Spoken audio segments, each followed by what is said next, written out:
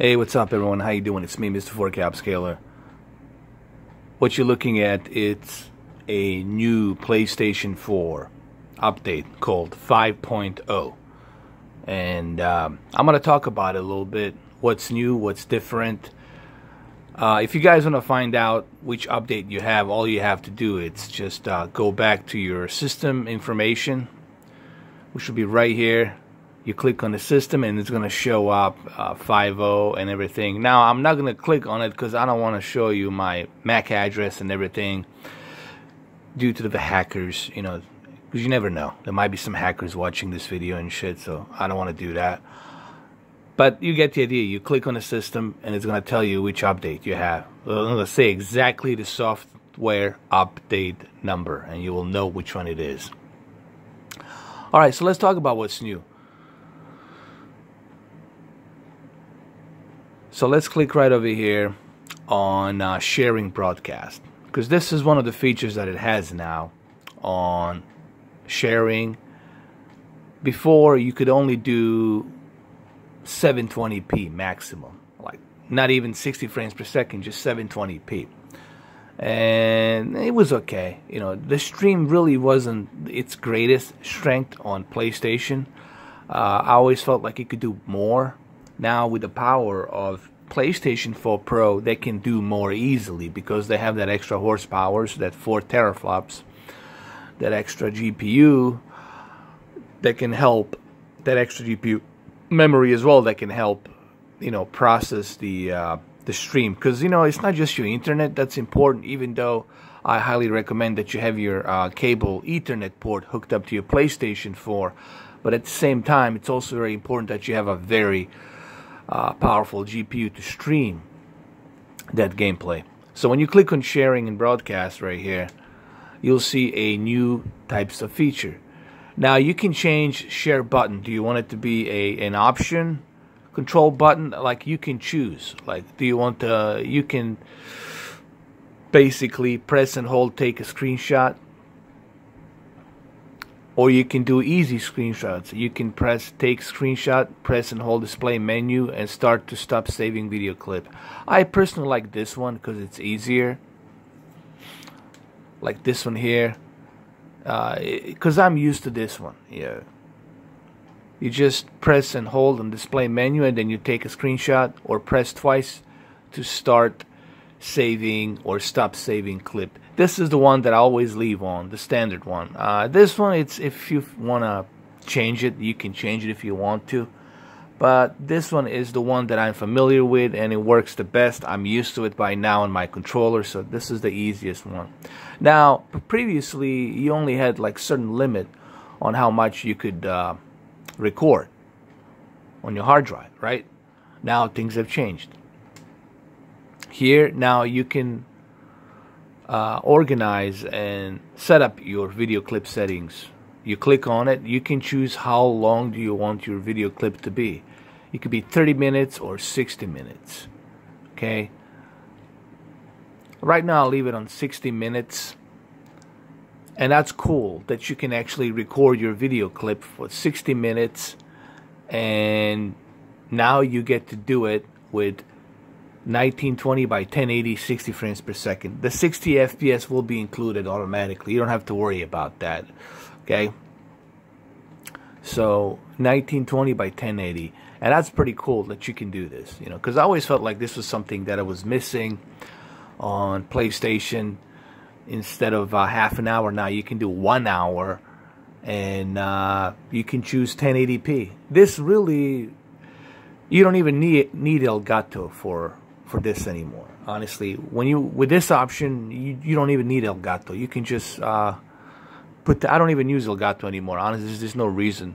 I only use softwares for my PC, you know, XSplit and the NVIDIA GeForce Experience. But for PlayStation, you really don't need the Elgato. Honestly, you can do this directly from a console and you're good to go. It's much easier, no hassle. So unless Elgato comes out with some 4K recording, then that's the only thing I can think of.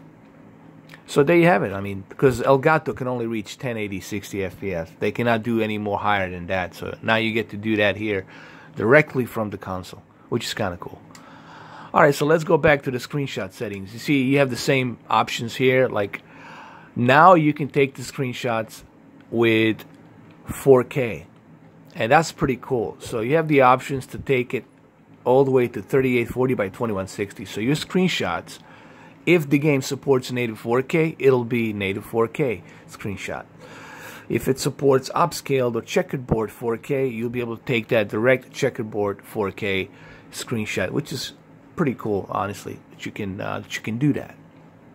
So that's cool. Yeah.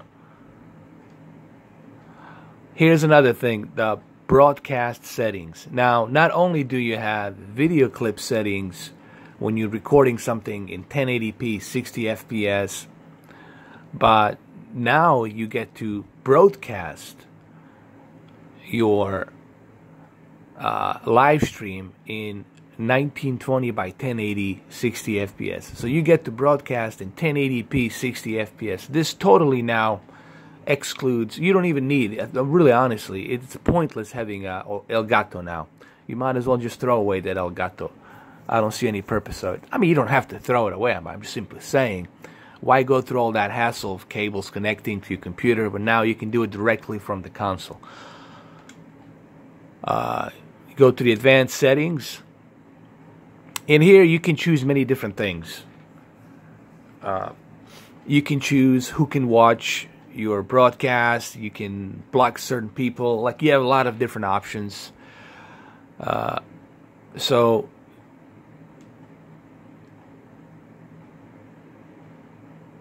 you can display a message to spectators and comments, messages to spectators. You can choose a different background color if you want. You can leave a message on so they can see that it's you.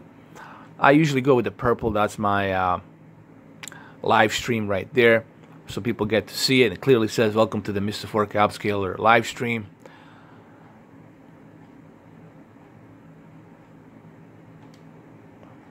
And then comments to speech.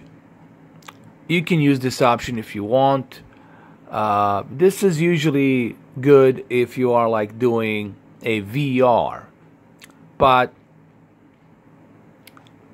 there's really no point of using the comments to speech, because now you have on PlayStation VR, you'll be able to not only stream 1080p 60 frames per second on the PlayStation VR, which is pretty cool. Now you get to stream PlayStation VR in 1080p 60 frames per second instead of just the regular 720p.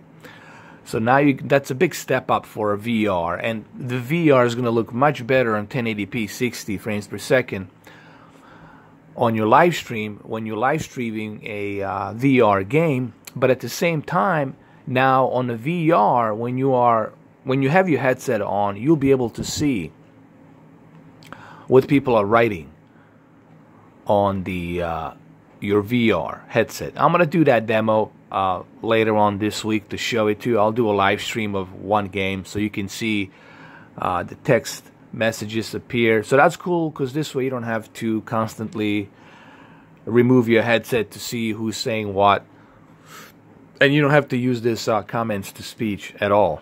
So that's cool. And you can link your community to your broadcast. You can do that as well. I usually leave this on.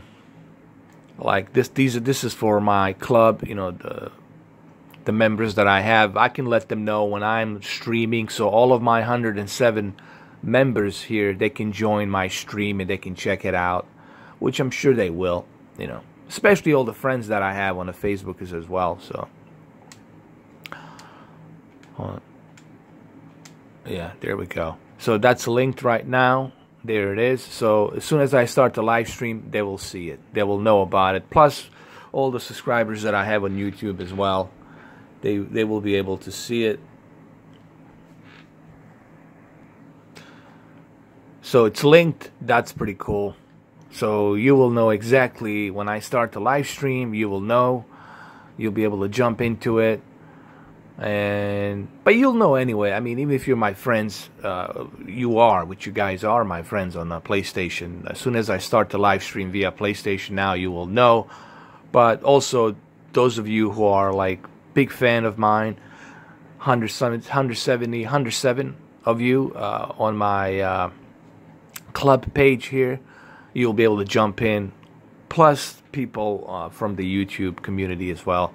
So that's kind of cool. You can also message to Spectators. I already showed that. You can change the color. There's another thing here. You can include microphone, audio, and video clips.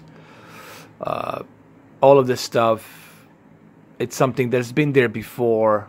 But I don't know if you guys knew, but you can actually connect your microphone, Blue Yeti, via USB. You can connect it and you can have much better sound quality on it.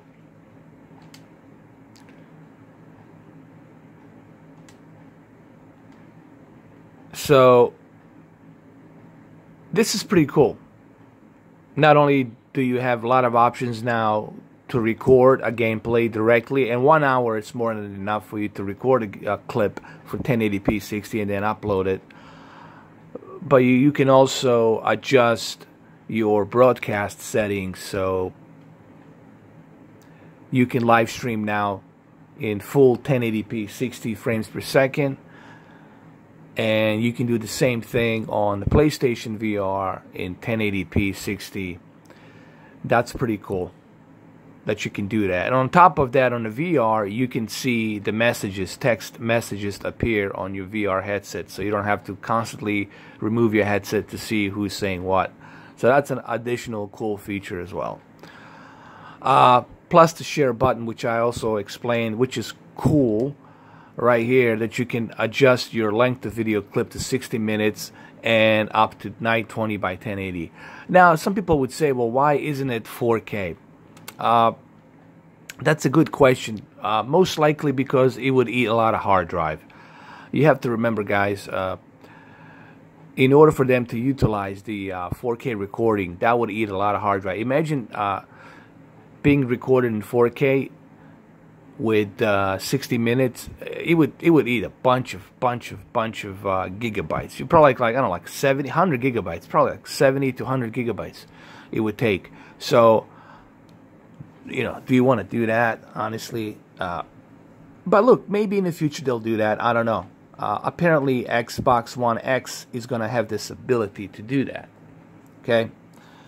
But currently, right now, I don't know if PlayStation's going to do that.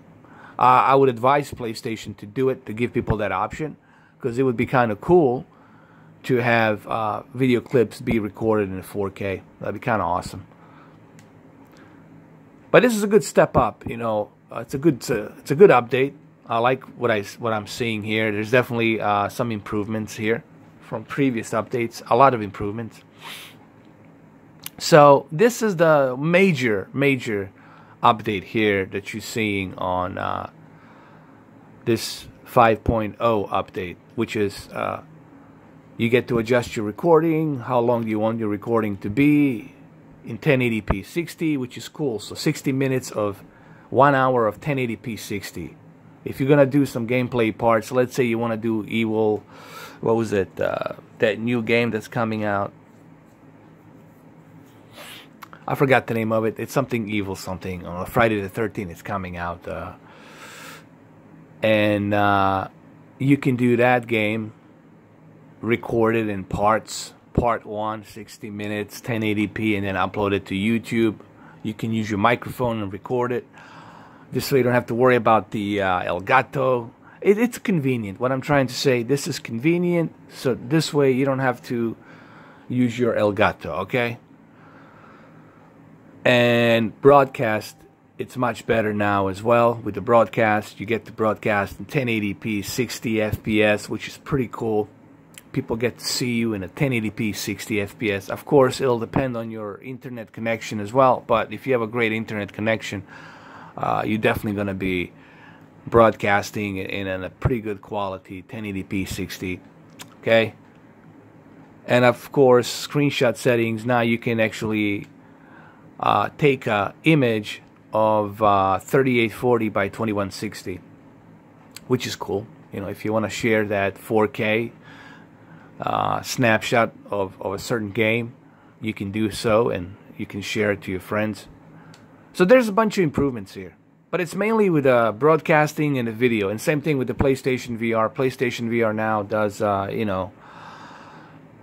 full 1080p 60 frames per second broadcast, and it also is going to have the text messages appear, so you can see when someone is commenting on your chat room. So it's going to be cool to watch live stream of VR in 1080p 60 with the text messages, so that way you can communicate, because you already have the microphone built into it. So you know, but you do have options. I usually use the VR microphone. It works, you know.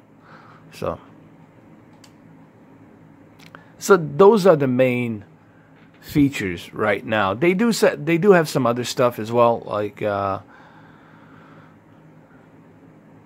you can manage your friends list. You can go over here, hold on.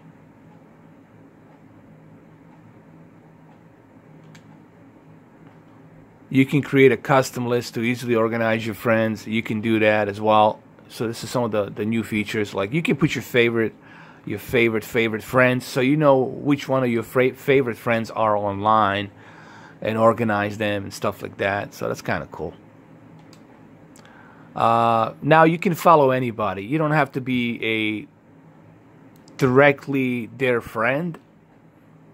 You can follow anyone, which is kind of cool. So you can see, but just because you follow them doesn't mean that you can like message them and stuff like that. But you get to follow them. You get to see what they're doing.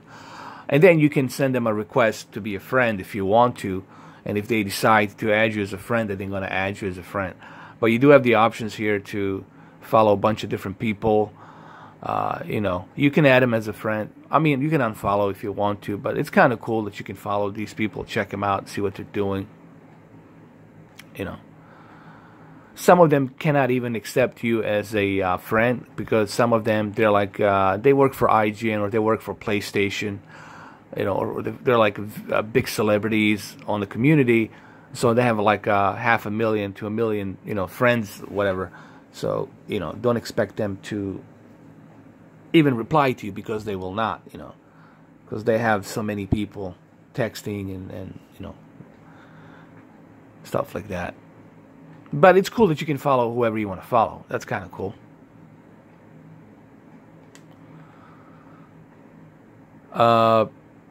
And of course, this is friends requests, the usual stuff. So the major update is obviously the broadcast and the recording of the broadcast, and managing that recording, which is cool. So that's the major update here, and I like it. I like the fact that you can do that you can now record in full 1080p 60 frames per second. That's gonna look great once uploaded on YouTube. Full 1 hour. This is really convenient because you don't have to worry about, with all the hassle, getting the Elgato, hooking up the Elgato. I think Elgato, you know, right now, to me it's pointless unless you're gonna hook it up to something else. You know, unless you're gonna hook up your Nintendo 64 or something like that, and whatever, get some kind of a splitter, you know what I mean?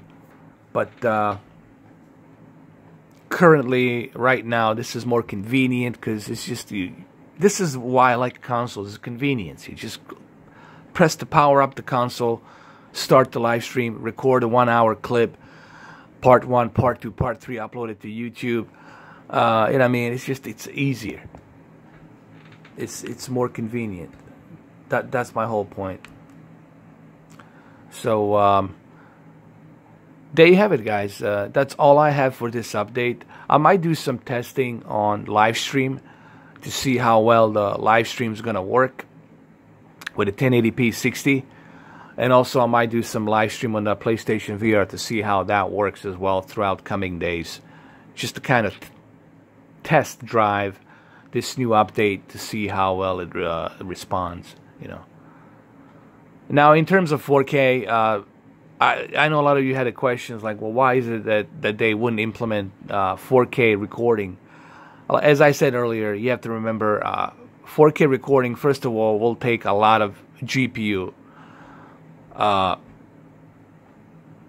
horsepower out of your PlayStation, and that might slow down the frame rates on your gameplay while you're recording or while while you're playing that game. And on top of that, it'll also take a bunch of your hard drive space. Okay, so I don't know if PlayStation 4 is powerful enough to handle that. I don't know. That's yet to be seen. But the Xbox One X has that extra horsepower, has the ability to do that because it's a very powerful console. So with the Xbox One X, you should be able to see that happen. And also Xbox One X will be using DirectX 12 directly, so you'll be able to utilize it even better. More of that details will be presented once I officially get the Xbox One X, once I officially start recording some gameplay of Forza 7 and uploading it to my YouTube channel. So there you have it, guys. This was my in-depth review of PlayStation 4 5.0 update. It's definitely a welcomed new update that does improve variety of different things, but it's mainly live streams and recording and something with the community a little bit here and there that you can adjust. But overall, it's definitely a good update. 2 thumbs up. Definitely a good update. Alright, guys. Thank you for watching. This is Mr. 4K Upscaler. I'm out.